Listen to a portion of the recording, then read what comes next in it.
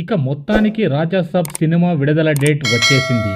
December 5న ప్రపంచవ్యాప్తంగా విడుదల కానుంది. ఈలోగా టీజర్ కూడా వస్తుంది. దానికి ముహూర్తం జూన్ 16న ఫిక్స్ చేశారు.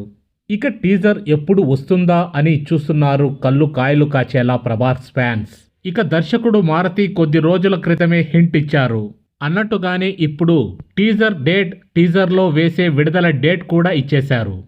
ఇక డిసెంబర్ 5న పుష్ప డేట్ను లాక్ చేశారు. ఇక ప్రభాస్ సినిమా వస్తుంది అంటే అటో వారం ఇటో వారం ఖాళీగా వదిలేస్తారు.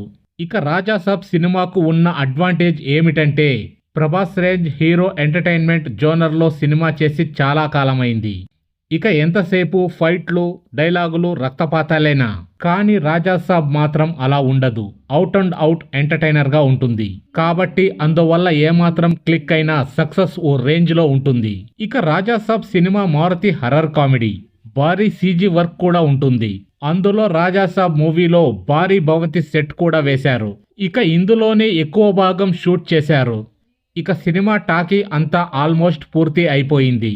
ఇక పాటల చిత్రీకరణ మాత్రం బాకీ ఉంది. సో చూడాలి మరి ప్రభాస్ మారుతి కాంబినేషన్లో వస్తున్న రాజాసాబ్ ఎటువంటి సక్సెస్ని సాధిస్తుంది అని.